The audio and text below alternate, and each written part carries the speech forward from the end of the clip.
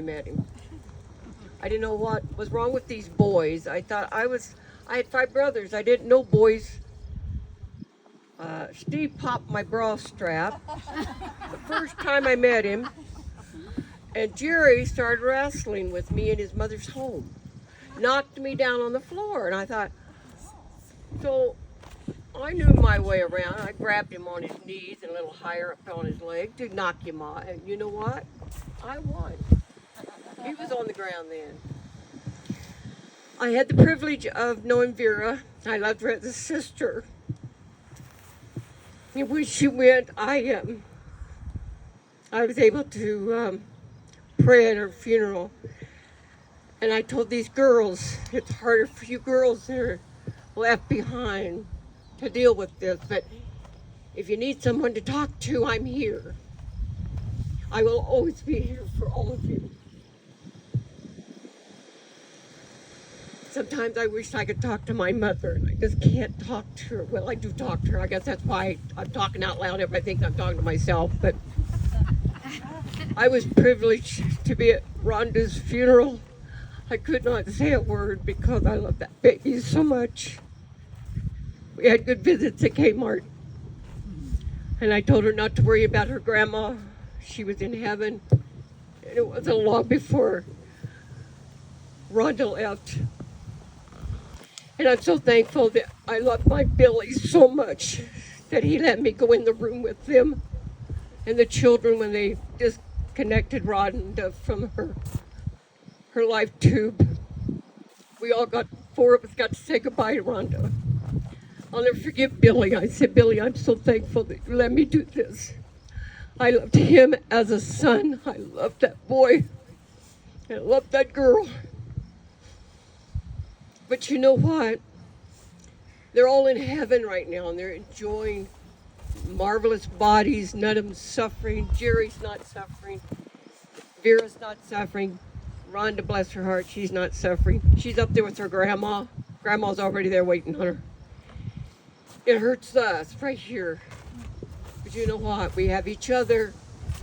You know, I'm not your only aunt. Aunt Kay would talk to you. Aunt Mary Lee would talk to you. Anybody else, aunts, uncle, cousins, they would talk to you. You know, don't hold it all in yourself because you know what? That makes you lonely. It makes you hurt unnecessarily. You've got kids. All these kids are just wonderful, and they just keep coming. So don't get yourself wore down on sympathy because they're in a good place. And to be honest with you, it says in the Bible they're not thinking about us right now. They're enjoying each other. So just love each other. And if you have to blurt out their names, stand there and talk to them. They'll hear you. And if it makes you feel better. I love you all. You know you girls. I love you.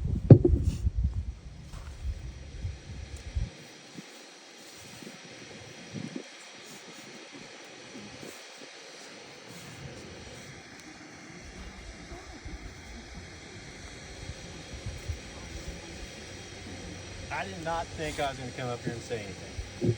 Oh, yes, you were. Oh, she You're wants to full come of too? words. Oh, yeah. I'm the one that has 3 brothers. So dreadfully, I'm standing here next to my sister. No, let me be totally honest with everyone. Uncle Jerry loved every one of you. I don't really like this microphone. But I want you all to take a look around real quick at everyone that's seated here or standing here. This is truly love. This is family. If you ever doubt anything in life, remember that this is a very, very special group. Where we sit right now and stand right now is sacred ground. These are our ancestors. And I'm speaking mostly to the young people. I want you to hear me here.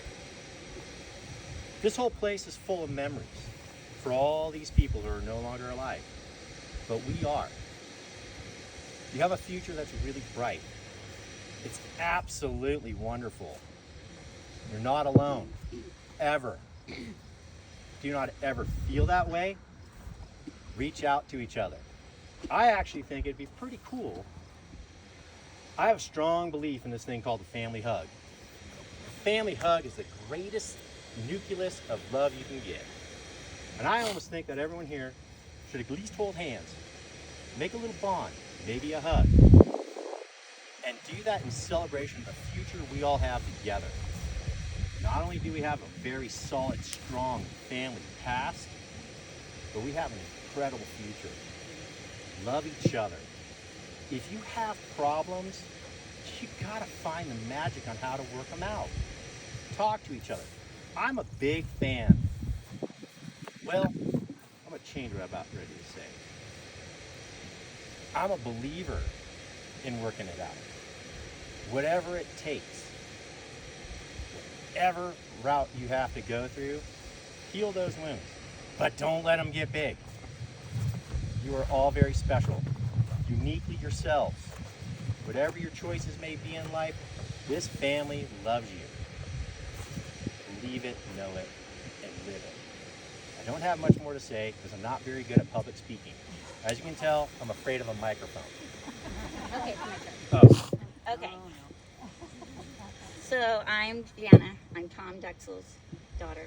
We live in California, and I have 3 brothers.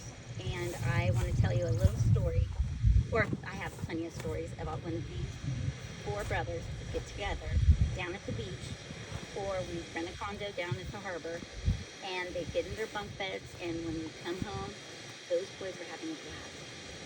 And having 3 brothers, the bonds that these boys have, and having been part of their lives, growing up with uncles that love their family. The Dexel family is such a great community. I say to my sister-in-law, I am the true Dexel. And I know this because before I came out, I went to this place and I had my turtleneck waxed off. Because I am a true Dexel and I'm blessed. Yes. Yeah, if you drag your knuckles making left turns, you might be Dexel. If you got more body hair on your back than you have on your head, Yes. well.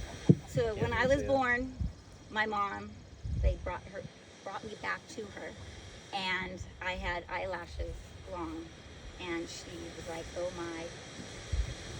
Took me home, bathed me, and she's like, oh my gosh, I got my father's genes. I had black hair on my back, I looked like a wet rat. So anyways, I have such fond memories. Uncle Jerry, he would sit there and visit with me. Uncle Steve, my dad, oh my gosh, I love him so much. Actually, I love all those boys. And having this family. I can't see him. Oh, he's over there. Hi, cutie. She loves him just a little bit. No, when he'd come to visit, we'd have to find him underneath the couch. Or hidden behind the couch. So, when Rhonda and all of them were alive, we would have family reunions, and the stories I could just tell about what we would do when we were younger. And we had a reunion where there was a rodeo. And so we're sitting by the poolside, and there were guys in rodeo belts and Wranglers. So Rhonda says to me, look at that guy's Wranglers. He looks pretty nice in those. And I have a picture in my garage reminding me every single day about her. And Grandma Dot, when I'm out with a client, a monarch butterfly will go by, and it reminds me of her. I go, oh my gosh, Grandma Dot. And my client's like, what? So find something that reminds you of each and every one that you love. Papa Jack, I remember when Grandma Dot would just say something, he'd go, yay, yay, yay. His crisply blue eyes, he told me, Gamma, don't you ever get married. Well, he was a groomsman in our wedding, and Jim and I are still married, and we're having a blast.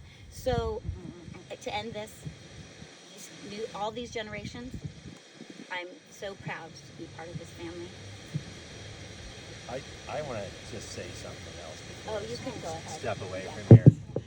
I don't like the microphone. We'll talk louder. One thing I learned is that I got to recognize each and every one of us has a little Jerry in us.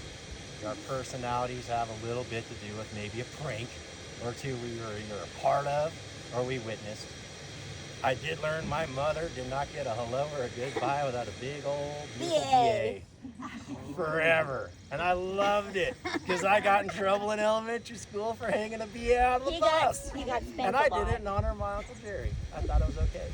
But just remember, I'm going to say it's the last thing I'll say. The amount of love that Jerry had for family is unmeasurable. And he was stoked to be a part of this family. So don't go away from here without knowing again how great we all have it. It's a very, very special thing that we have here. And may it just continue forever. Keep bringing on the babies. Bring on lots and lots of them. But anyways, hey.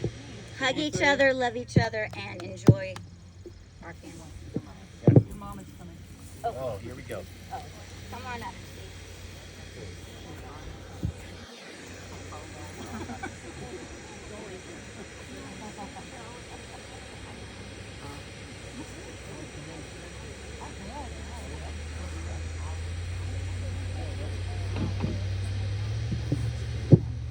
I just want to, can you hear me? I am Tom Dexel's wife, Kay, and I want to share two things about Jerry, including Vera. There were two times in San Diego that's where they honeymooned, and they invited us to come and enjoy a 3-day weekend in San Diego with them. And then the other time was, you guys know that Vera enjoyed the casino.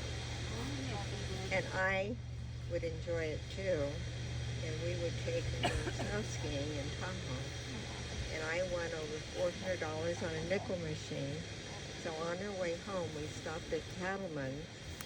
And I don't know the age of our 4 kids, but they were close in age.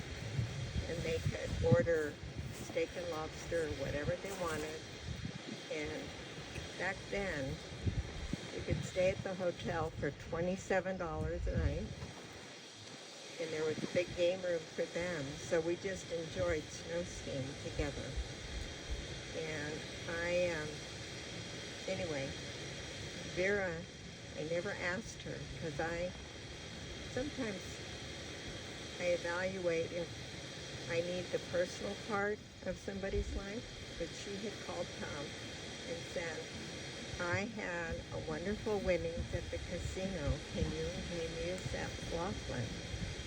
But you cannot bring any money.